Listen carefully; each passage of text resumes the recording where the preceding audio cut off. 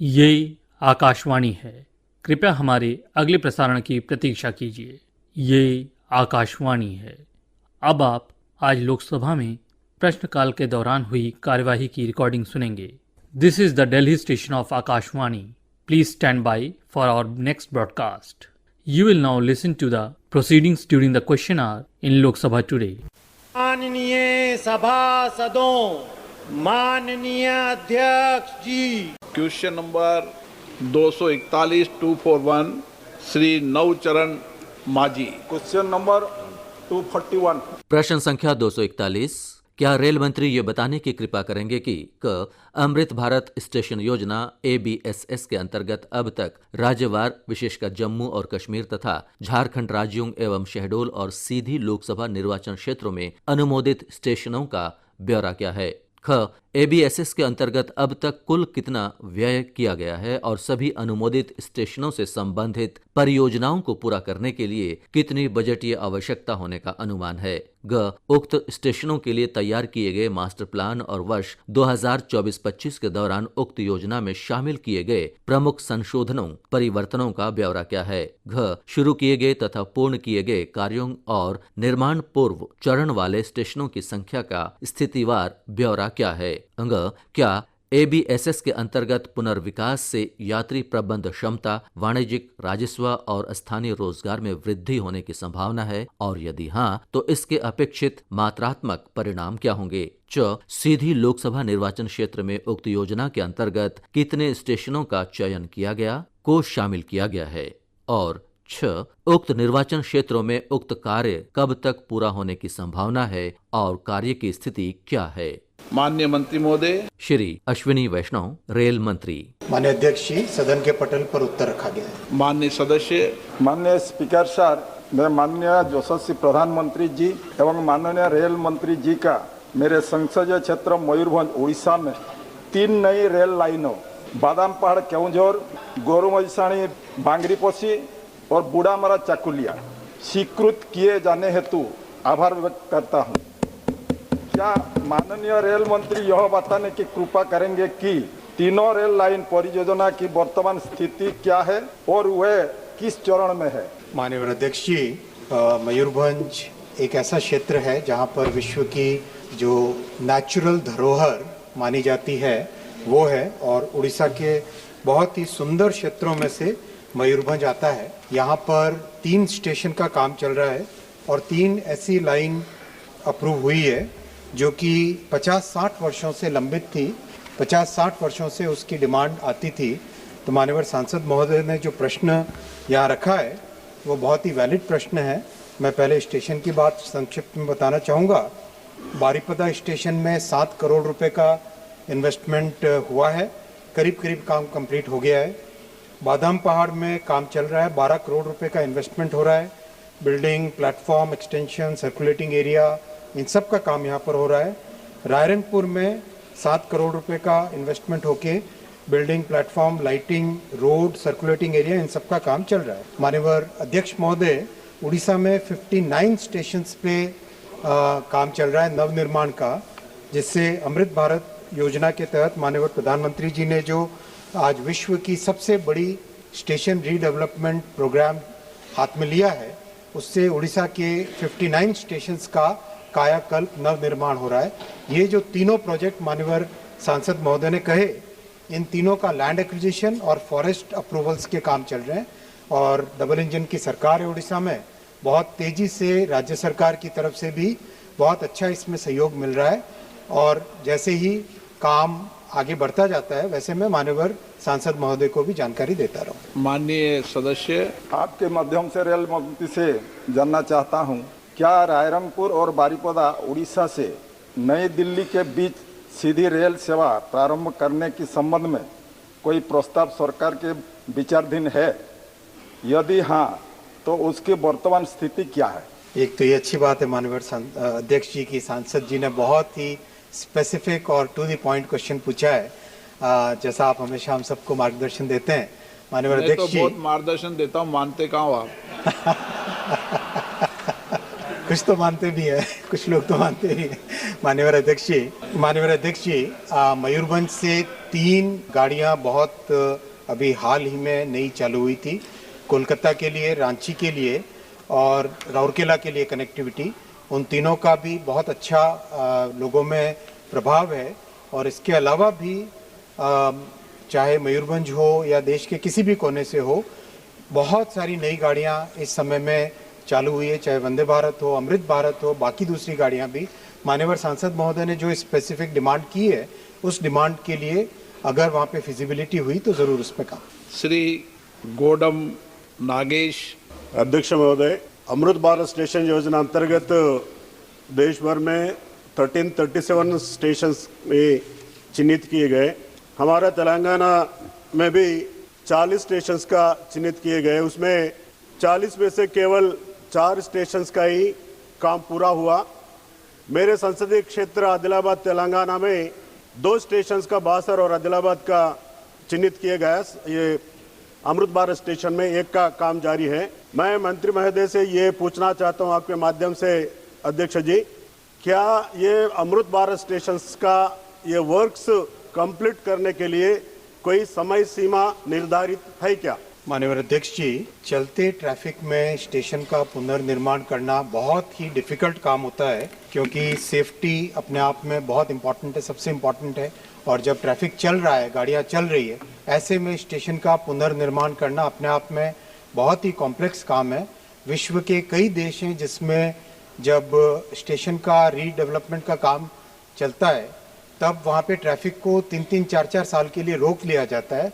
ऐसा भारत में हम नहीं कर सकते, क्योंकि अपने यहाँ रेलवे से मूवमेंट बहुत ज़्यादा है। 750 करोड़ लोग रेलवे से ट्रैवल करते हैं। इसलिए सावधानी के साथ, बहुत ही ध्यान रखते हुए, सेफ्टी को प्रायोरिटी देते हुए काम किया जा रहा है। श्री तमिल सेल्वम। தேங்க்யூ பேரவைத் தலைவர் அவர்களே.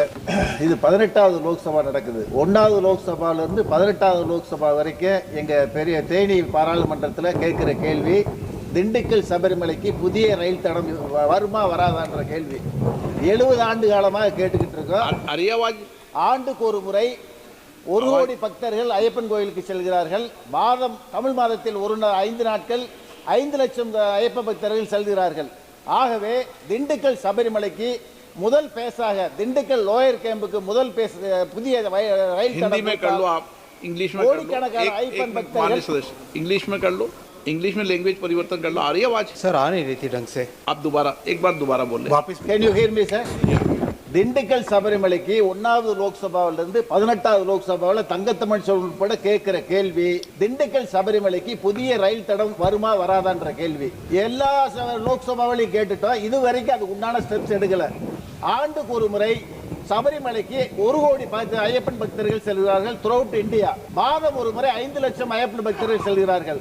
ஆகவே தயவு கூர்ந்து மாண்புமிகு அமைச்சர் அவர்கள் திண்டுக்கல் லோயர் கேம்புக்கு முதல் பேஸாக புதிய ட்ரெயின் ரூட்டை கொடுத்தால் நலமாக இருக்கும் என்பதை பேரவைத் தலைவர் மூலம் கேட்டு அமர்கிறேன். Honorable Speaker sir, Honorable MP had met me a couple of days back regarding this new line from Dindigul to Sabrimalai, and he had requested that can we take the line up to the lower camp of Sabrimalai.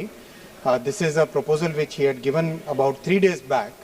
I have already given it to the team to find the feasibility, whether it can be extended to the lower camp, to the base camp, what Honorable MP has shared with me just a few days back.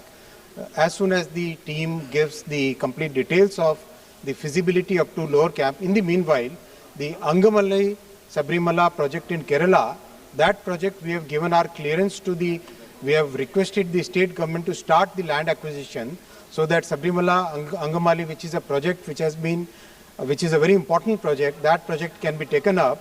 As soon as the state government starts the land acquisition, the project can be started. Question number 242 Shri doctor Hemant Vishnu Sawra. Question number 242 sir. प्रश्न संख्या 242।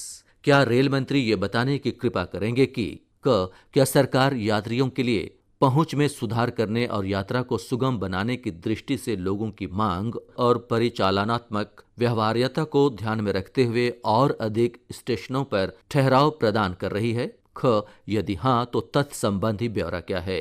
क्या सरकार को express और superfast रेलगाड़ियों के लिए पालघर लोकसभा निर्वाचन क्षेत्र के बोईसर और अन्य स्टेशनों पर रेलगाड़ियों का हॉल्ट प्रदान करने के प्रस्ताव पास हुए हैं? घ यदि हाँ तो इन प्रस्तावों की वर्तमान स्थिति क्या है? और अंग उक्त प्रस्तावों के अनुमोदन और कार्यान्वयन की समय सीमा क्या है? श्री अश्विनी वैष्णव, रेल मंत्री। माननीय अध्यक्ष जी, सदन के पटल पर उत्तर रखा गया है। माननीय सदस्य, मैं प्रधानमंत्री श्री नरेंद्र मोदी जी और रेलवे मंत्री अश्विनी वैष्णव जी का बहुत बहुत आभार व्यक्त करता हूं कि पालघर में बहुत अच्छे रेलवे से काम हो रहे हैं। वैसे ही मेगा टर्मिनल विकसित हो रहा है, पालघर अमृत भारत स्टेशन विकसित हो रहा है, बुलेट ट्रेन भी जा रही है। पालघर में 104 स्टॉपेज दिए हैं अभी तक और 99 बोईसर में दिए गए हैं। DFCC भी स्टार्ट हो गए, उसकी वजह से काफ़ी सारी ट्रैफिक कंजेशन भी कम हुआ है। काफ़ी लंबे समय से कुछ मांगे और रही हैं सर, जैसे बांद्रा रामनगर एक्सप्रेस बोईसर के लिए और खानदेश के लिए Dadar Bhusawal Khandesh express, Dadar Bhusawal special express जो कि पालघर में ठहराव है, जो रात को 2 बजे ठहराव है, लेकिन डहानू के लिए उसके लिए स्पेशल ठहराव चाहिए क्योंकि रात को 2 बजे लोकल नहीं मिल पाती। और काफ़ी सारे जो ट्रेन जो बांद्रा या मुंबई सेंट्रल से छूटती है वो बोरीवली से डायरेक्ट वापी स्टॉप जाती है। बीच में जो पालघर डिस्ट्रिक्ट आता है उसमें कोई भी ठहराव नहीं आता। मेरी मांग है कि सभी ट्रेनों को पालघर में स्टॉपेज दिया जा सके। माननीय अध्यक्ष जी, पालघर में प्रैक्टिकली एक नया शहर बस रहा है। वाडवन पोर्ट जिस तरह से विश्व के सबसे बड़े पोर्ट्स में से एक बनेगा, उस पोर्ट के कारण वाडवन में माननीय सांसद जी ने भी कई बार इस विषय को मिलके रेज किया है और एक तरीके से वहाँ पे वाडवन से रिलेटेड डहाणू और पालघर के डेवलपमेंट का कंप्लीट एक मास्टर प्लान बन रहा है। साथ ही साथ मुंबई के भी कैपेसिटी बढ़ाने के लिए बहुत सारे प्रोजेक्ट हाथ में लिए हैं। माननीय सांसद महोदय ने जैसा कहा, पालघर में 104 गाड़ियाँ रुकती हैं और बोईसर में 99 गाड़ियाँ रुकती है। इसके अलावा जो माननीय सांसद महोदय ने आज 2 और गाड़ी के लिए रिक्वेस्ट किया है, उसका ज़रूर मैंने नोट लिया है। उसमें क्या हो सकता है उसकी फिजिबिलिटी देख के ज़रूर मैं इस पर एक्शन लूँगा। इसके साथ ही साथ पालघर को नासिक से जोड़ने का एक नया DPR भी काम चल रहा है, जिससे कि त्र्यंबकेश्वर जुड़ जाए और वाडवन पोर्ट को DFC के साथ भी, फ्रेट कॉरिडोर के साथ भी जोड़ा जा रहा है।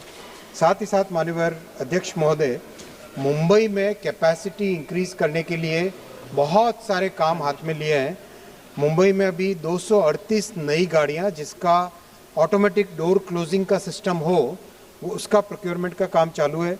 सेफ्टी पे ध्यान रख के प्रैक्टिकल सॉल्यूशन निकालने का फोकस है।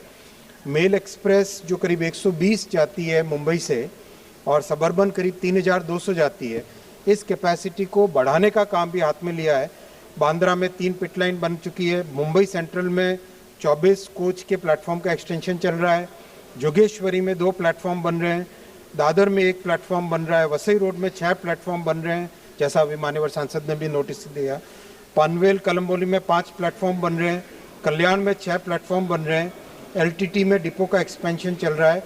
परेल में 6 प्लेटफॉर्म बन रहे हैं। तो ओवरऑल मुंबई शहर की कैपेसिटी और देश के जितने बड़े शहर हैं उन सब की कैपेसिटी बढ़ाने का तेजी से काम। माननीय मंत्री महोदय, जब भी आपके प्रश्न आते हैं अधिकतम माननीय सदस्य सप्लीमेंट्री पूछना चाहते हैं, तो ये रेल डिपार्टमेंट महत्वपूर्ण है, इसलिए सब शॉर्ट में पूछे तो शॉर्ट में जवाब दे दो, नहीं तो इतनी बड़ी लिस्ट को फिर क्लियर नहीं होगी। सप्लीमेंट्री सर, अब पालघर में कहीं से छोटे स्टेशन है जैसे उमरोड़ी, वेतरना, घोलवट, बोडी जो ग्रेड C या D में आते हैं, इसीलिए वहाँ पे प्लेटफॉर्म पे शेड, एक्सीलेटर, लिफ्ट या वेटिंग रूम, रिटर्न टिकट आप बोल दो। C-D में सुविधाओं का क्या विषय है, बता दो।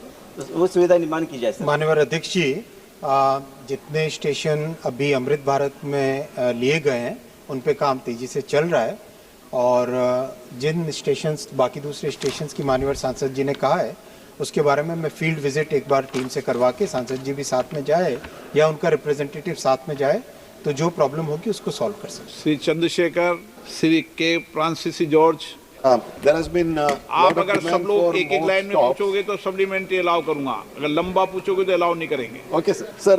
I have been talking to the Honorable Minister for regarding these stops in my constituency in Kerala at Kottayam. Sir, this Ernakulam-Kayangulam memo that mainly caters for students and office-going workers. It hardly stops after Kottayam, sir, in Kurupandara, Yetimanur, Vaikam Road and Mulanduruthi. People have been demanding for a long time for a stop. Sir, due to the rush, Okay, a second माननीय memo was मंत्री जी। started from Kollam to Ernakulam, and this is माननीय not running on अध्यक्ष जी। Saturday and Sunday. माननीय अध्यक्ष जी, stoppages का विषय है, माननीय सांसद महोदय का रिक्वेस्ट है, वो मैंने नोट। श्री वीडी शर्मा। मैं माननीय मंत्री महोदय से मेरा अनुरोध आपके माध्यम से करना चाहता हूं कि कटनी के रेलवे स्टेशन, कटनी का रीठी रेलवे स्टेशन, पटुआ और श्रीनवाद स्टेशन पर मैंने माननीय मंत्री जी से मिलकर के उन्हें कुछ स्टॉपेज के लिए मांग की है। साथ में ही छतरपुर के खजुराहो के पास डबरा रेलवे स्टेशन पर भी ट्रेन के स्टॉपेज की मांग मैंने अपने संसदीय क्षेत्र में की, जो पहले होते थे लेकिन बाद में बंद हुए, और आपके माध्यम से अनुरोध है। माननीय अध्यक्ष जी, स्टॉपेज के जितने भी विषय हैं वो नोट कर सकते हैं। इसमें यहाँ पर एक एक ट्रेन का स्टॉपेज के बारे में कहना बात सही। कोई भी माननीय सदस्य अगर स्टॉपेज का प्रश्न पूछेगा तो उसको नहीं पूछा जाएगा। स्टॉपेज आप बात करो, स्टॉपेज हर स्टॉपेज। शेर सिंह गुबाया मंत्री जी की नोटिस में आ जाती है पूछने के बाद, तो इलाके में लगता है कि हमने पूछ लिया। आपने मेरे को रेलवे के में बोलने का मौका दिया। स्पीकर साहब, मैंने मानयोग मंत्री साहब से सबसे पहले जब मिला तो मैंने एक मांग की थी कि हमारी राजधानी चंडीगढ़ को फाजिलका से ट्रेन चला दें। सर, हमारा डिस्ट्रिक्ट पूरा कंस्टिट्यूंसी बार हड़ में इतना बह गया है कि जमीनें भी चली गई, फसल भी चली गई। ओके। प्राइवेट बस वाले 1000 रुपया माननीय पैसेंजर लेते मंत्री जी, एक ट्रेन नोट किया सर, फाजिलका से चंडीगढ़ का सबके नोट हो रहे हैं तो मैं आगे ले जाता हूँ। Question number 243 Shri Anil Firojiya. 243 sir. प्रश्न संख्या 243। क्या कोयला मंत्री ये बताने की कृपा करेंगे कि देश में चल रही प्रस्तावित कोयला गैसीकरण और कोयले से रासायन परियोजनाओं की वर्तमान स्थिति का ब्यौरा क्या है और इन्हें कार्यशील बनाने की संभावित समय सीमा क्या है? देश में विशेषकर छत्तीसगढ़ में कोयला गैसीकरण आवंटन नीति के अंतर्गत अब तक कुल कितनी मात्रा में कोयले का आवंटन किया गया है और इससे परियोजना में वास्तविक रूप से कितनी प्रगति हुई है? क्या सरकार ने गैसीकरण प्रौद्योगिकियों को अपनाने में तेजी लाने के लिए प्रोत्साहनों अथवा व्यवहार्यता सहायता तंत्रों को अंतिम रूप दे दिया है और यदि हाँ तो तत्संबंधी ब्यौरा क्या है? पेट्रो रसायन, मेथनॉल, अमोनिया और अन्य औद्योगिक फीड स्टॉक्स पर आयात निर्भरता को कम करने में कोयला गैसीकरण कार्यक्रम का अनुमानित योगदान कितना है? और क्या सिंगरौली में कोयला गैसीकरण का कोई प्रस्ताव है और यदि हाँ तो तत्संबंधी ब्यौरा क्या है? माननीय कोयला मंत्री महोदय श्री जी किशन रेड्डी, कोयला मंत्री। उत्तर सभा पटल। माननीय सदस्य। सर, मैं आपके माध्यम से माननीय मंत्री जी से पूछना चाहता हूं कि देश में कोयले के उत्पादन और सप्लाई के आंकड़े क्या है? क्या हम पिछले साल से बेहतर कर रहे हैं? और सर, दूसरा भी इसी में दूसरा सप्लीमेंट्री पूछ लेना, बैठ जाइए। आदरणीय अध्यक्ष जी, आज कोयला भारत का एनर्जी हो, पावर जनरेशन का हो, स्टील सेक्टर पे भी हो, सीमेंट पर भी हो, और वैसे ही अलग अलग एल्यूमिनियम ऐसी मैन्युफैक्चरिंग सेक्टर में कोयला बड़ा एक उपयोगिता है। आज 10 वर्षों में प्रधानमंत्री जी के नेतृत्व में कोल सेक्टर में विस्तृत रिफॉर्म लाए हैं। आज गर्व के साथ मैं कह सकता हूँ 24-25 लास्ट ईयर में लगभग 1 बिलियन टन कोल पहली बार भारत में आज प्रोडक्शन हुआ है। आज कोल प्रोडक्शन हो, सप्लाई हो, हम पूरा तरह वर्तमान साल में भी लास्ट ईयर में भी कोई कम नहीं। आज आपको मालूम है कोयला क्या स्थिति थी, आज अलग अलग रिफॉर्म्स के कारण कोयला सप्लाई और प्रोडक्शन ठीक तरीके से हर सेक्टर में सरकार के द्वारा, हमारा पीएससी द्वारा हम सप्लाई कर रहे हैं। माननीय सदस्य। सर, आप माध्यम से सरकार कोयला गैसीकरण पर इतना जोर क्यों दे रही है? किन राज्यों को कोयला गैसीकरण के रूप में पहचाना गया है? अध्यक्ष जी, आज कोयला दुनिया के सेकंड लार्जेस्ट प्रोड्यूसर है, सेकंड लार्जेस्ट कंज्यूमर भी है, मगर 5th लार्जेस्ट आज कोल रिजर्व्स भारत में है। लगभग हम हिसाब किया है 60 साल तक कोयला हमारे पास अभी भंडार है। इसीलिए आज कोयला को विस्तृत उपयोग करना चाहिए, क्योंकि आज सिर्फ एक ट्रेडिशनल सिस्टम नहीं है, गैसिफिकेशन के द्वारा केमिकल्स बनाते हुए, सनगैस बनाते हुए भारत में जो इंपोर्ट डिपेंडेंसी अलग अलग सेक्टर में होते हैं, वो क्रूड ऑयल हो, पेट्रोल डीजल का संबंधित हो, अलग अलग सेक्टर में लगभग इस साल जो गैसिफिकेशन के द्वारा अगर हम सक्सेस हो गए तो भारत कोयला कम नहीं है। 2,77,214 का इंपोर्ट जो करते हैं उसमें अमोनिया हो, कुकिंग कोल हो, डीजल हो, एविएशन फ्यूल हो, नेचुरल गैस हो, यूरिया, ऐसी प्रोडक्ट्स हम सिनगैस के द्वारा गैसिफिकेशन के द्वारा उत्पादन कर सकते हैं।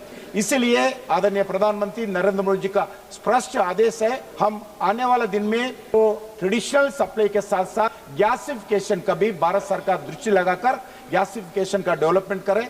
उसमें झारखंड है, जैसा आदरणीय सदस्य पूछे, छत्तीसगढ़ भी है और वैसा उड़ीसा भी है जो डीप सीटेड है, वैसी जगह में कोल गैसिफिकेशन अंडरग्राउंड का भी काम कर रहे हैं। श्री कोडा Vishweshwar Reddy. So I want the minister to answer the impact of coal gasification, which sectors it will impact besides manufacture of ammonium nitrate, and for economic viability is the government planning underground coal gasification. Thank you, sir. आज underground coal gasification Bharat में लगभग 40% कोल 300 metres के अंदर रहती है। इसके लिए दो तरह, एक अंडरग्राउंड कोल माइंस बनाना पड़ेगा और उसके अलावा हम कोल गैसिफिकेशन अंडरग्राउंड प्रोसेस के द्वारा यूजीसी अंडरग्राउंड कोल गैसिफिकेशन के द्वारा ही इस गैसिफिकेशन का एक्टिविटी डेवलप करने के लिए पहली बार हम 21 कोल माइंस को अभी एक्शन में प्रोसेस में है। अगर वो प्रोसेस होने के बाद हम अंडरग्राउंड कोल माइंस उपयोग करेंगे, उसके द्वारा जो कोल का पूरा उपयोग होगा। उसके साथ साथ हम अभी तक बता चुका है, फर्टिलाइजर हो, हाइड्रोजन हो, मेथनॉल हो, एथेनॉल हो, अमोनिया हो, यूरिया हो, सिंथेटिक एसएनजी हो, ऐसी पूरा सब प्रोडक्ट्स इस कोल गैसिफिकेशन के द्वारा भारत में उत्पादन कर सकते हैं। इसका टेक्नोलॉजी भारत में भी इंडिजिनस डेवलप कर रहे, अलग अलग देशों से लाने के लिए भी पूरे हम अलग अलग देशों से बातचीत कर रहे। हमारा जो स्टेक होल्डर्स है उनसे अलग अलग मीटिंग करके इसमें भी हम आगे बढ़ रहे हैं। श्री माननीय Pradyot बोरोदोलाई। For allowing me to ask this question, I would like to ask the Honorable Minister. Sir, the coal burning is very damaging to the environment, especially the coal that we derive from the northeastern region, because the northeastern coal fields, the coal that we produce by Coal India does have high sulfur content and has got the highest calorific value in India. What I would like to ask is this: the northeast coal fields as well as the private coal mines that you have allowed in Kharsang, in Arunachal district, all these coal have, if you allow the coal burning, that is damaging to the environment. So do you have any plan? Because there was a empirical evidence that the coal produced in the northeastern region has got high waxy content and minerals. So there was a project taken by Oil India to derive crude oil from Assam coal. So do you have any proposal, any project like this to derive crude oil by gasification from the northeastern coals? Shri Shyam Kumar. हम जो बर्बे deep seated कोल है उसमें हम coal gasification का technology use करके सनगैस develop करने के लिए हम प्लान बना रहे। अभी तक भारत में 7 प्रोजेक्ट्स का प्लान किया है, उसमें अरुणाचल नहीं है। उसमें 2 प्रोजेक्ट्स का भूमि पूजन हुआ है और 5 प्रोजेक्ट सभी पूरा टेक्नोलॉजी का पास टाई अप हुआ है अलग अलग कंपनियों से। ये कुछ PSU 4 कंपनीज हमारा कोल इंडिया के द्वारा अलग अलग मिनिस्ट्री का PSUs के द्वारा भी इस कोल गैसिफिकेशन प्रोजेक्ट 4 प्रोजेक्ट शुरू किया है। उसमें 2 ग्राउंड ब्रेकिंग हुआ है। उसमें प्राइवेट सेक्टर का भी जिंदाल हो ऐसी वो भी भूमि पूजन का कार्यक्रम शुरू किया है। आज मैं बताना चाहता हूँ इस 2027 तक कुछ काम आगे बढ़ेगा।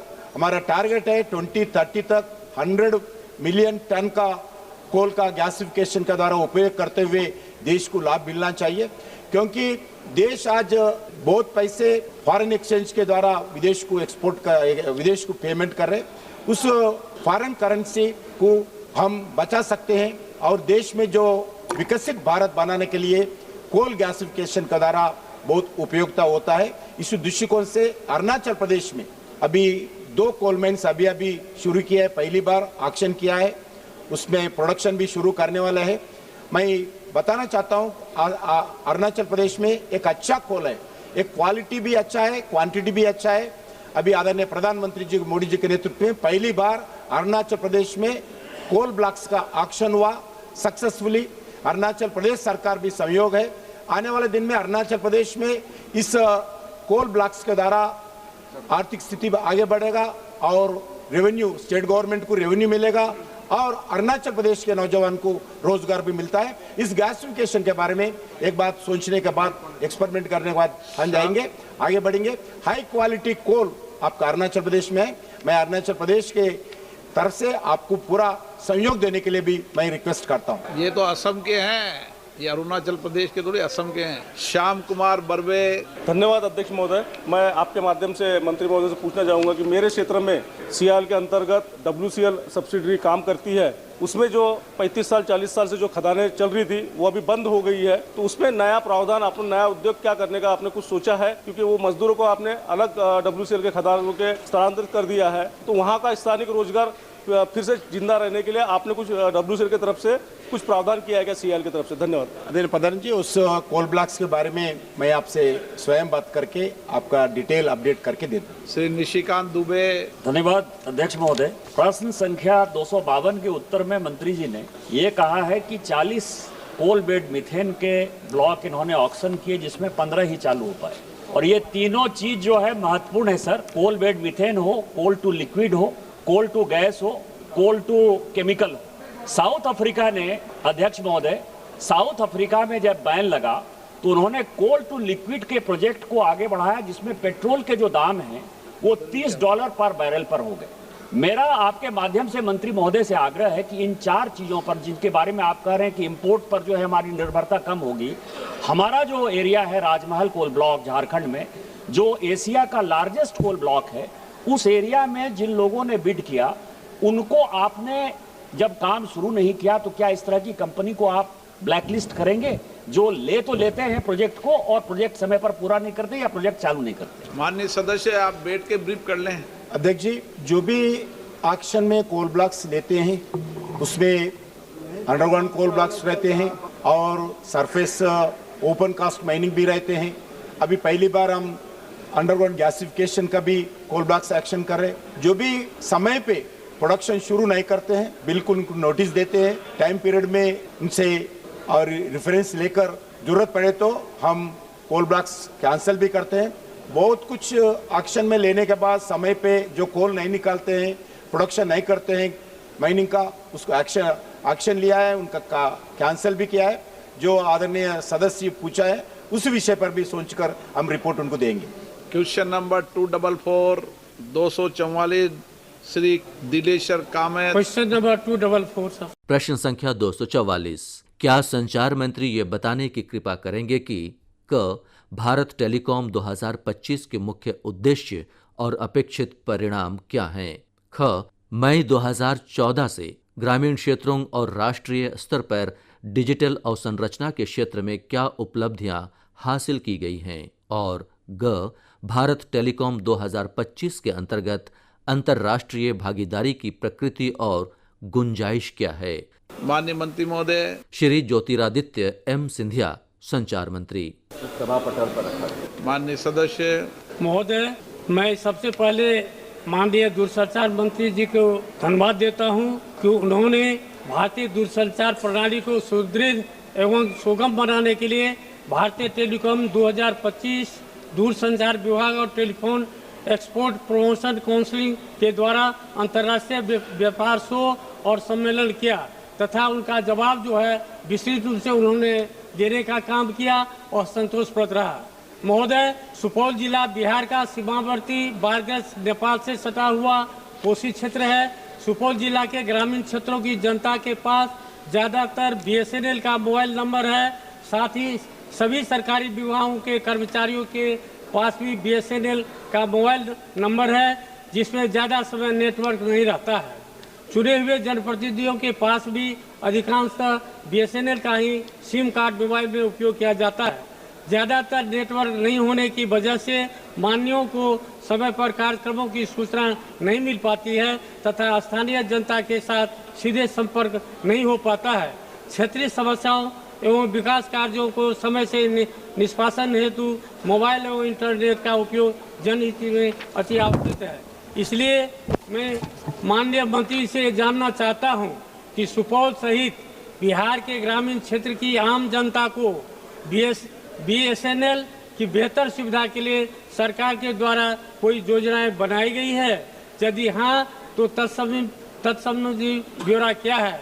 यदि नहीं तो मेरा अध्यक्ष महोदय आपके माध्यम से माननीय संचार मंत्री से आग्रह है, कृपया जनहित में सुपौल जिला सहित बिहार के सभी ग्रामीण क्षेत्रों में आवश्यकता अनुसार BSNL का मोबाइल टावर लगाया जाए अथवा पूर्व में स्थापित मोबाइल टावरों का नेटवर्क कनेक्टिविटी क्षमता बढ़ाया जाए, जिससे BSNL के ग्राहकों को इजाफा भी होगा तो सरकार के राजस्व में वृद्धि भी होगी। साथ ही सभी विकास कार्यों को सुचारू रूप से समयानुसार किया जा सकेगा एवं क्षेत्रीय तथा स्थानीय जनता की समस्याओं का सही समय पर समाधान भी किया जा सकेगा। माननीय सदस्य, ऐसे तो आप सीनियर सदस्य, लेकिन संक्षिप्त में ही लिख के लाया करें। ऐसे नियम प्रक्रियाओं में ये है कि यहाँ पर पढ़कर नहीं बोला जाता, लेकिन सभी बोलते हैं कुछ कुछ सामान्य रूप से, लेकिन संक्षिप्त में लिख लें। सर, माननीय सदस्य महोदय को मैं धन्यवाद अर्पित करना चाहता हूँ जो भारत टेलीकॉम के बारे में उन्होंने अपनी टिप्पणी दी। हमारी कोशिश है सर कि दो कार्यक्रम भारत टेलीकॉम और इंडियन मोबाइल कांग्रेस के आधार पर भारत में टेलीकॉम के इक्विपमेंट के मैन्युफैक्चरिंग को एक नई वृद्धि हम लोग प्रदान करें, और ये दोनों कार्यक्रम अलग अलग श्रेणी के लिए आयोजित किए जाते हैं। भारत टेलीकॉम हमारे SME सेक्टर के लिए आयोजित किया जाता है और इंडियन मोबाइल कांग्रेस बड़े और कंपनियों के लिए और उनको सुदृढ़ करने के लिए दोनों सॉफ्टवेयर के क्षेत्र में, हार्डवेयर के क्षेत्र में, टेलीकॉम सिस्टम इंटीग्रेशन के क्षेत्र में और कंसल्टेंसी सर्विसेज, चारों क्षेत्रों में आयोजित किया जाता है। भारत टेलीकॉम एक बहुत ही सफलतापूर्वक प्रयोग रहा है। TEPC और भारत सरकार के दूरसंचार मंत्रालय के अंतर्गत इस वर्ष हमारे 135 अंतर्राष्ट्रीय डेलीगेट्स आए 31 देशों से, 88 कंपनी जिसमें से 38 स्टार्टअप्स ने भाग लिया और करीब 300 हमारे भारतीय डेलीगेट्स और 1200 विदेशी डेलीगेट्स उपस्थित रहे। इन दोनों कार्यक्रमों के आधार पर सर, मैं सदन के पटल पर ये सूचना रखना चाहता हूँ कि पिछले 5 वर्षों में जो हमारे भारत के टेलीकॉम इक्विपमेंट की एक्सपोर्ट्स की वृद्धि हुई है, जो 10,000 करोड़ का आंकड़ा 2020-21 में हुआ था, 2024-25 में हमारी निर्यात बढ़ के 18,000 करोड़ 406 करोड़ हो चुकी है सर। तो 72% हमारे वृद्धि हमारे निर्यात के क्षेत्र में हुआ है। आयात का क्षेत्र थम गया है, 51,000 करोड़ 2020-21 में था और आज भी उतना ही 51,000 करोड़ तक ही टिका है। मतलब कि भारत में बनाया हुआ माल ही भारत के हमारे जरूरतों के लिए और विदेश एक्सपोर्ट के लिए भी आज बढ़ रहा है। आप माननीय सदस्य का जवाब दे दो। और इसी के आधार पर ट्रेड डेफिसिट भी हमारा 19% घटा है। जहां तक बिहार की बात माननीय सदस्य जी ने की, मैं उनको सूचित करना चाहता हूं सर कि हमारे 10 करोड़ उपभोक्ता हमारे टोटल वायरलेस सब्सक्राइबर्स बिहार में हैं।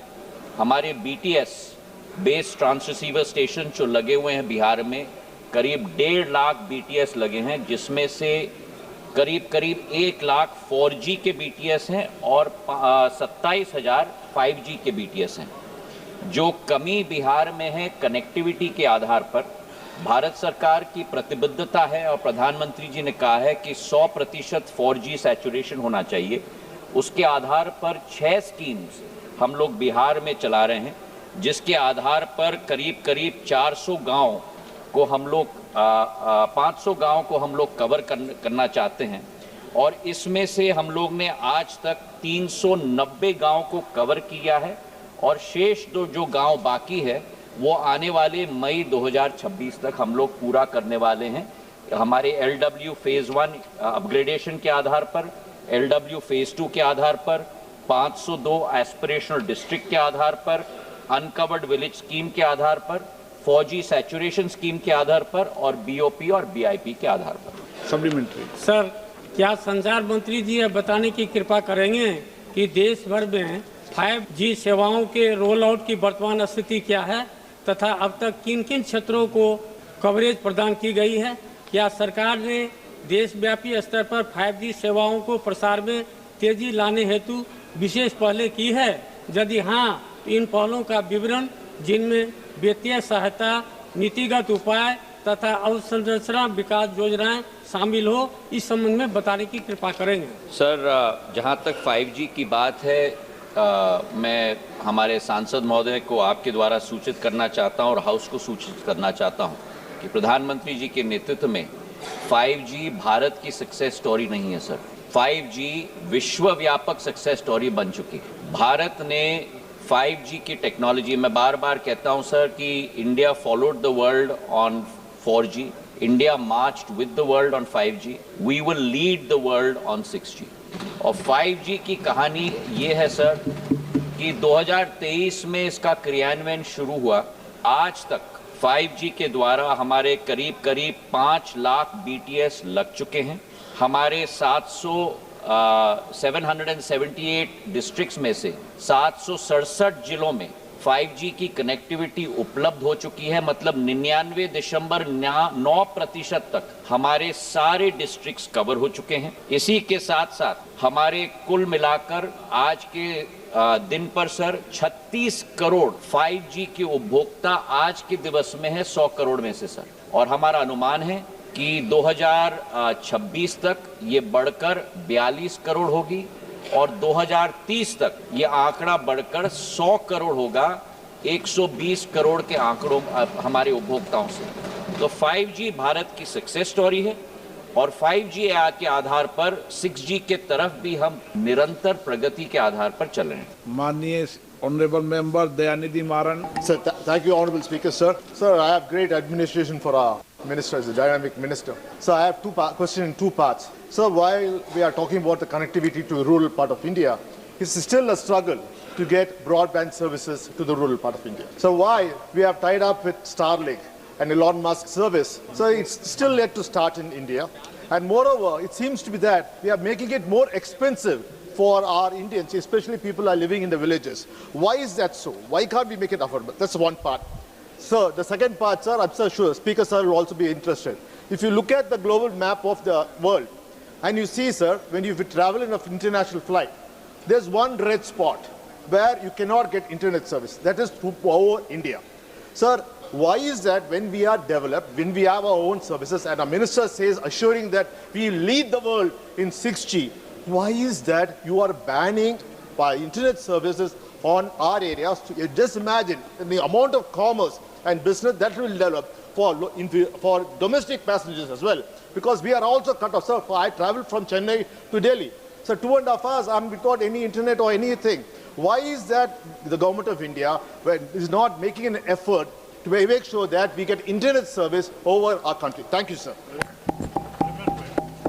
Sir, through you, I'd like to respond to my... माननीय मंत्री जी, अच्छा है 2.5 घंटे मोबाइल से बचोगे। जितनी कोशिश हो मोबाइल से बचो, ये 2.5 घंटे बच रहे हो जी, अच्छी बात है। Sir, I'd like through you to respond to my good friend Maran Saab on both his very pertinent questions. The first question has to do with satellite connectivity, sir. So world over, we have seen that areas that are unconnectable through normal BTS or backhaul or broadband connectivity through OFC, the only route to be able to connect those citizens across the world is through SATCOM. And therefore, India has taken that step of ensuring that SATCOM is also available to every customer across the length and breadth of our country. As Telecom Minister, my goal is to ensure that I'm able to offer the full bouquet of services to every customer, and then the customer makes his choice as to which service he or she would like to avail of at which price point. SATCOM, as you're very well aware, sir, the policy is very well in place. The spectrum is going to be assigned administratively. We have already given out 3 licenses, one to Starlink, the other to OneWeb, and the third to Reliance. There are 2 aspects that need to be looked at. prior to them starting services. One, of course, is the whole issue of spectrum assignment. Two issues within that. One is the administrative cost of that spectrum. That will be decided by the regulatory authority, in this case TRAI, who's currently working on that in terms of defining the pricing. The second is the whole issue of security-related clearance from the enforcement agencies to these players.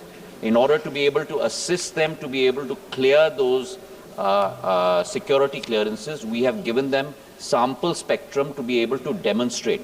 All three players today are working on that. As soon as they are able to demonstrate that they have complied with the security norms, such as hosting the international gateway within India and so on and so forth, then the approval will be given to them to be able to extend that service to customers. The final question that he had was with regard to pricing. Sir, pricing is not something that the government can dictate. Pricing is something that the firms can dictate. India has had a very strong track record of showing the world how high volumes and low pricing can lead to not only great penetration, but also great amount of revenue for firms. And that has been shown, sir, both in the mobile space as well as the broadband space. Today, as far as telecom is concerned, we have the highest number of subscribers at the lowest rate possible. What used to be 50 paise a minute in 2014, today is 0.03 paise a minute. 97% decline in cost. And similarly for data, for 1 GB, what used to cost 287 rupees, today costs 9 rupees per GB, which is roughly about 9 cents. Whereas the world average is at $2.49. So we are 5% of the world's cost today in India, sir. And I'm sure that in the time to come, SATCOM players will also realize the concept of economies of scale and will possibly try and price that so that they can get the maximum penetration, but that is not something that the government can dictate, and I want to be very clear. His second question was with regard to in-flight connectivity. That is very much on our table. It's in process. The rules are being framed as far as the Department of Telecom is concerned. We have already identified the framework. Now, there are two processes. Having been Minister of Civil Aviation in the last government, I'd like to offer up to Mr. Maran as well. From the Department of Telecom, everything is clear in terms of setting this in process. There are two issues. One, the Department of Civil Aviation. Sir, प्रश्नकाल 12 बजे तक होता है. Sir, ये महत्वपूर्ण प्रश्न है. जवाब दे दें आप. तो मुझे उत्तर देना पड़ेगा सर, आपकी अनुमति से. संक्षिप्त में दे दें. So there are two things. One, the Ministry of Civil Aviation has to define the rules. Second, the airline companies have to place a transponder on every aircraft. Only then can you receive signals. So the transponder placing on every aircraft is also dependent on the airlines being able to do that. Thank you very much, sir. Question number 245. कोशिश करें, मैंने कई बार आग्रह कर चुका हूं कि संक्षिप्त में प्रश्न पूछें. कई मान्य सदस्य पूरा लिख के पढ़ते हैं, पूरा लिख के भी पढ़ें तो शॉर्ट में पूछें, लिख के लाएं तो भी, और शॉर्ट में जवाब दे दें तो ज़्यादा से ज़्यादा जवाब आए. सभी लोग शिकायत करते हैं मेरे पास कि हमारा क्वेश्चन 20 नंबर खुला है, हम 4 ही आए हैं. श्री खंजन मुर्ग. धन्यवाद अध्यक्ष महोदय. प्रश्न 245. प्रश्न संख्या 245. क्या कोयला मंत्री ये बताने की कृपा करेंगे कि coal India limited CIL, Singareni collieries company limited SCCL और Neyveli lignite corporation India limited NLCIL द्वारा कार्यान्वित की जा रही फर्स्ट मॉडल कनेक्टिविटी FMC परियोजनाओं की वर्तमान में परियोजनावार प्रगति क्या है और इसके पूरा होने की स्थिति का ब्यौरा क्या है. ख. मंत्रालय की लक्ष्य की तुलना में वर्तमान में यंत्रीकृत पर्यावरण अनुकूल FMC प्रणालियों के माध्यम से कितनी मात्रा में कोयले का परिवहन किया जा रहा है. ग. कितनी FMC परियोजनाओं में विलंब हुआ है और इसके क्या कारण हैं तथा इसे पूरा करने के लिए क्या संशोधित समय सीमा निर्धारित की गई है. घ. क्या सरकार ने संभार तंत्र दक्षता, धूल में कमी और लागत प्रतिस्पर्धात्मकता पर FMC प्रणालियों के प्रभाव का आकलन करने के लिए किसी तीसरे पक्ष से कोई मूल्यांकन कराया है और यदि हाँ तो इसके प्रमुख निष्कर्षों का ब्यौरा क्या है. माननीय सदस्य। धन्यवाद अध्यक्ष महोदय। आपके माध्यम से मैं माननीय मंत्री जी से पूछना चाहता हूँ, फर्स्ट माइल कनेक्टिविटी एफएमसी परियोजना क्या है, इसमें किस तकनीक का उपयोग हो रहा है और इसका मूल उद्देश्य क्या है? श्री सतीश चंद्र दुबे, कोयला राज्य मंत्री। फर्स्ट माइल कनेक्टिविटी, आदरणीय सभापति महोदय, आपके द्वारा बताते हुए सांसद महोदय को बहुत खुशी हो रही है कि फर्स्ट माइल कनेक्टिविटी का उद्देश्य होता है कि कोल ब्लॉक से हम कन्वेयर बेल्ट के माध्यम से शायलों तक कोल पहुंचाना और शायलों के माध्यम से रेल वैगन को कम समय में उसको पूरा करना, भर देना बोगी को, और इससे समय का बचत होता है, इससे पर्यावरण पे भी कंट्रोल पाया जाता है और इससे जाम की प्रक्रिया, एक रोडवेज पे काफ़ी जाम की प्रक्रिया होती है, उससे भी निजात मिलता है और एक्सीडेंट भी कभी कभी होता है, उससे भी निजात मिलता है और समय से पावर प्लांट पे हम कोल पहुंचा पाते हैं। यही फर्स्ट माइल कनेक्टिविटी का उपयोग है। सर, मेरा पूरा प्रश्न है, जब कोयला क्षेत्र परिवहन अनुकूल उपाय अपना रहा है तो एफएमसी प्रोजेक्ट इस क्षेत्र की सस्टेनेबल इनिशिएटिव में कैसे योगदान दे रहे हैं? एक फर्स्ट माइल कनेक्टिविटी से लगभग हमारा 65 परियोजना पूरा हो चुका है और 139 परियोजना पे हम काम कर रहे हैं जो 2030 तक पूरा हो जाएगा। 139 परियोजना जिस दिन हम पूरा कर लेंगे उस दिन हम 1318 मिलियन टन कोयला को आराम से बिना रोडवेज के हम रेल कनेक्टिविटी तक पहुंचा पाएंगे कन्वेयर बेल्ट से, और इससे काफ़ी ट्रांसपोर्टिंग पे जो खर्च आता है उसमें काफ़ी राजस्व कोष को बचत होगा और पर्यावरण पे भी हम कंट्रोल कर पाएंगे, जिससे काफ़ी पर्यावरण दूषित होता है उसमें भी कंट्रोल कर पाएंगे। श्रीमती कमल जी सरावत। जी, मेरा मंत्री जी से सवाल है कि मंत्रालय और पीएसयू क्या स्टेप उठा रहे हैं जिससे कि एफएमसी प्रोजेक्ट्स को टाइमली पूरा किया जा सके। आदरणीय सभापति महोदय, आपके द्वारा बताते हुए बहुत खुशी हो रही है कि हम इसको 3-4 लेयर में उसका समीक्षा करते हैं। एक, हम वहाँ के इंजीनियर के द्वारा समीक्षा करते हैं, दूसरा सीएमडी के द्वारा समीक्षा करते हैं, तीसरा कोल सेक्रेटरिएट के द्वारा करते हैं, चेयरमैन के द्वारा करते हैं और मंत्रालय के द्वारा भी समय समय से समीक्षा करते हैं कि सही समय से प्रोजेक्ट पूरा हो।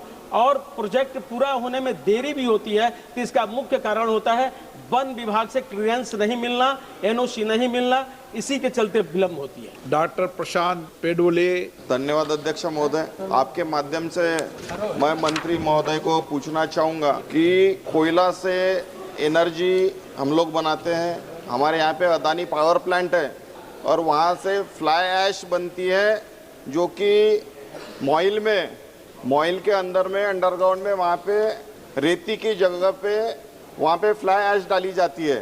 फ्लाई ऐश में क्रोमियम, सेलेनियम, आर्सेनिक जैसे तत्व होते हैं और वो अंडरग्राउंड वाटर को इन्फेक्ट कर रहे हैं।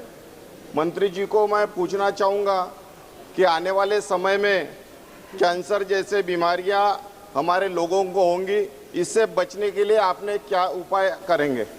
आदरणीय सभापति महोदय, जो विषय है एफएमसी का उससे अलग है, फिर भी इनको बताते हुए मुझे खुशी हो रही है, सदन को बताते हुए खुशी हो रही है कि हम समय समय से माइन प्लान करके जो हम खदान बंद करते हैं उसको माइन प्लान करके और उसको फिलिंग करके हम भरने का काम करते हैं और जो इन्होंने तथ्य रखा है भविष्य में उस पर हम निश्चित रूप से चिंता करेंगे और चिंता करके इनको बताने का काम करेंगे। और 6 doctor Kalanidhi Veeraswamy. Question number 246 sir. प्रश्न संख्या 246, क्या रेल मंत्री ये बताने की कृपा करेंगे कि क्या विगत 3 वर्षों के दौरान दक्षिण रेलवे जोन विशेषकर तमिलनाडु में रेल दुर्घटनाओं की संख्या में वृद्धि हुई है? यदि हाँ तो ऐसी दुर्घटनाओं का ब्यौरा, हताहतों की संख्या, इन दुर्घटनाओं के कारण और इनसे प्रभावित मार्गों का ब्यौरा क्या है? इन दुर्घटनाओं के लिए किन कारणों जैसे मानवीय भूल, अवसंरचना की विफलता, सिग्नल की खराबी आदि की पहचान की गई है? क्या सरकार ने तमिलनाडु और आसपास के रेलवे जोनों में कवच रेलगाड़ी सुरक्षा प्रणाली के कार्यान्वयन में विलंब का संज्ञान लिया है? और यदि हाँ तो तत्संबंधी ब्यौरा क्या है? और इस विलंब के क्या कारण हैं और उक्त जोन में कवच को कब तक पूर्ण रूप से कार्यान्वित किए जाने की संभावना है? Honourable member.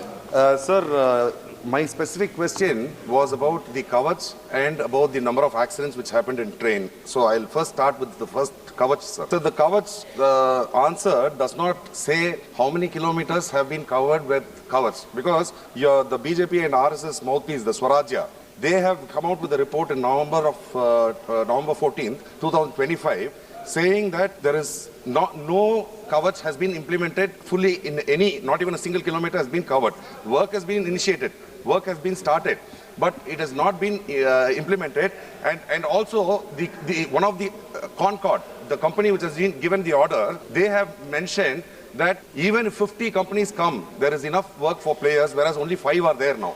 Does the government propose to include more players to ensure that instead of your target of 10 years, within 5 years, whether the Kavach can be implemented where many lives of Indian lives can be saved? Shri Ashwini Vaishnaw, rail मंत्री। Honorable Speaker, sir, honorable member has probably not read any of the questions which have been officially answered in this house. I have given very categorical statements in the past also, the exact position of the Kavach implementation, and I will repeat it again for the benefit of honorable member. Honorable Speaker, sir, Kavach is a complex system which has five major systems within. Optical fiber cable has to be laid all along the tracks. That is the first part. Second is telecom towers have to be laid at every 5 to 6 kilometers or sometimes 5 to 7 kilometers, depending upon the radio frequency availability. That is the second system. Third is at every station a small data center, edge data center has to be installed. Fourth is trackside equipment has to be installed. Fifth is all the locomotives have to be equipped with Kavach. That is the way the complex Kavach system has to be implemented. Now, in this case, in the case of our Indian Railways, we have by far completed 7,129 kilometers of OFC cables, 860 telecom towers have been installed, 767 stations have been covered with data centers, 2006, the updated number is 3,413 trackside equipment have been, kilometer trackside equipment has been installed, and 4,154 locomotives have been installed. Apart from that, complete commissioning of the system is today more than 2,000 kilometers. The progress is very fast. Sir, he has referred to the entire country's progress. Please. And he has referred to, I don't know from why he is not referring to the official documents which have been already shared with the honorable member. And apart from that, honorable Speaker, sir, 40,000 technicians and operators have been trained, because this is a very complex and a totally new system, and wherever Kavach has complete installation has been completed, I tell you, honorable Speaker, sir, the loco pilots are so happy. In one case, the loco pilots told me, I am repeating in Hindi because that is the language in which he told me, that ये कवच train का कवच तो है ही साथ उसके परिवार का कवच है, ऐसा उस लोको पायलट ने भी बोला है। माननीय अध्यक्ष जी, ये काम ऑटोमेटिक ट्रेन प्रोटेक्शन का काम बाकी देशों ने 1970s 1980s में किया, तब की सरकारों ने क्या किया, ये भी एक प्रश्न का जवाब इनको देना चाहिए। आप भी सरकार में थे, हमने आके 2014 के बाद में तुरंत इस पे काम चालू किया। 2016 में माननीय प्रधानमंत्री जी ने कवच के डेवलपमेंट का काम चालू किया। 2019 तक कवच का फर्स्ट वर्जन डेवलप हुआ, कवच का फाइनल वर्जन 4 2024 तक डेवलप हुआ, और आज तेजी से काम चल रहा है और इसमें सारी दुनिया इस काम को अप्रिशिएट कर रही है। माननीय सांसद महोदय, बहुत अननेसेसरी आक्षेप न लगाएं। Honorable member supplementary. Sir, I had another supplementary, but since the Honorable Minister spoke about the loco pilots, I would like to remind this House, when Balasore, the accident happened, killing 260 odd people, this government was the one which threw aspiration on the loco pilot, where his whole family was devastated, sir. And finally, when the report came, sir, let me finish. I am not yielding, sir. I am not yielding. When the report came, sir, when the report came, it was shown that it was not the loco pilot's fault, but it was the fault of the system. So, and by that time, several months, the family had to suffer. But my second supplementary is, when I spoke about accidents in trains, I was specifically asking for all accidents. But the reply comes as consequential accidents, which numbers it as only 3. My question is, what were the total number of train accidents which have happened in Tamil Nadu? Why are you restricting yourself to consequential rail accidents? Because there was something which happened near my constituency, where a petrol tanker was Honorable Speaker, sir, Honorable Member has absolutely made a false statement in this House, for which he must substantiate what he has said. In the case of Balasore accident, which was a very tragic accident, the matter was investigated by technical teams as well as by CRS and later on by CBI. All the 3 reports have already been submitted. Based on the investigation done, a charge sheet was filed against the persons concerned. I would not like to take the names. My friends will say it's a communal angle, but there is definitely, I'm not going to take the names here. But Honorable Speaker, sir, the matter has been investigated threadbare. All the actions have been taken. Not even at one point of time was the blame made on pilots. Honorable Member should withdraw his statement that he has made. This is absolutely false statement. Cannot be accepted by this House. Cannot be accepted by this House. Honorable Speaker, sir, regarding railway accidents, I would like to very humbly submit that compared to 2014, when the number of consequential accidents was 135 in 2014-15, we have been able to bring it down by 90% to 11 accidents this year. We are continuously focused on any incident which happens, and we go to the root cause, try to figure out what is the systemic or structural problem behind that, and each and every incident we work in such detail so that whether we have to make a structural change, whether we have to train the people better, whether we have to redesign the system, whether we have to bring new components, whatever best possible has to be done on any safety related incident. Honorable Speaker, sir, the entire team is working with full sincerity is what I can share with you in full humility. Question number 247, Susri Ikra Chaudhary. क्या बोलना है? Question number बोलो। 247। प्रश्न संख्या 247, क्या अल्पसंख्यक कार्य मंत्री ये बताने की कृपा करेंगे कि विगत 5 वर्षों के दौरान प्रधानमंत्री जन विकास कार्यक्रम PMJVK के अंतर्गत व्यय और बजट आवंटन का वर्षवार और राज्य संघ राज्य क्षेत्रवार विशेषकर उत्तर प्रदेश के लिए ब्यौरा क्या है? विगत 5 वर्षों के दौरान PMJVK के अंतर्गत स्वीकृत पूर्ण की गई और कार्यान्वयनाधीन परियोजनाओं का राज्य संघ राज्य क्षेत्रवार और श्रेणी क्षेत्रवार ब्यौरा क्या है? PMJVK के अंतर्गत शामिल किए गए अल्पसंख्यक बहुल क्षेत्रों की जिलावार संख्या कितनी है? क्या PMJVK के दायरे का विस्तार करने के लिए कोई प्रस्ताव पास हुआ है और यदि हाँ तो तत्संबंधी ब्यौरा क्या है? परियोजनाओं और जिलों के चयन के लिए क्या मानदंड अपनाए गए हैं और सरकार द्वारा PMJVK के दिशा निर्देशों में हाल ही में क्या परिवर्तन किए गए हैं? और उत्तर प्रदेश राज्य सरकार के पास विशेषकर सहारनपुर आयुक्तालय में कितने प्रस्ताव लंबित हैं और इसके क्या कारण हैं? और राज्य स्तरीय समिति से प्रस्ताव स्वीकृति में तेजी लाने के लिए उठाए गए कदमों का ब्यौरा क्या है? श्री जॉर्ज कुरियन, अल्पसंख्यक मामले राज्य मंत्री। Statement is laid on the table of the House. Honorable member. Sir, धन्यवाद अध्यक्ष महोदय। आपकी अनुमति से मैं माननीय मंत्री जी से पूछना चाहती हूँ कि ऐसे राज्य जहाँ से वित्तीय वर्ष में कोई भी प्रस्ताव प्राप्त नहीं होता है, वहाँ के लिए सरकार इस योजना में प्रोजेक्ट सेलेक्ट करने के लिए क्या उपाय करेगी और राज्य द्वारा प्रोजेक्ट भेजने में देरी को दूर करने के लिए क्या केंद्र सरकार राज्यों के अल्पसंख्यक विभाग के स्थान पर राज्यों के चीफ सेक्रेटरीज को प्रस्ताव भेजने के लिए जिम्मेदार अधिकारी के तौर पर नामित करने पर विचार करेगी या नहीं?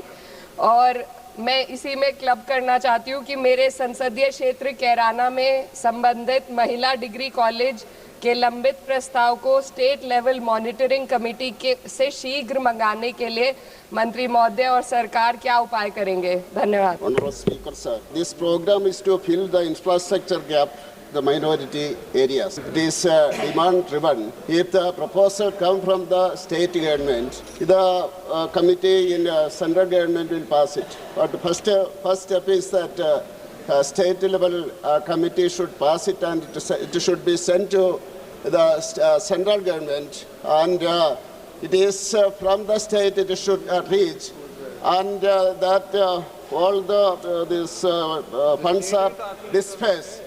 That is upon the state governments. प्रश्नकाल समाप्त। अभी आप आज लोकसभा में प्रश्नकाल के दौरान हुई कार्यवाही की रिकॉर्डिंग सुन रहे थे। You were listening to the proceedings during the question hour in Lok Sabha today. This broadcast came to you from Delhi station of Akashvani.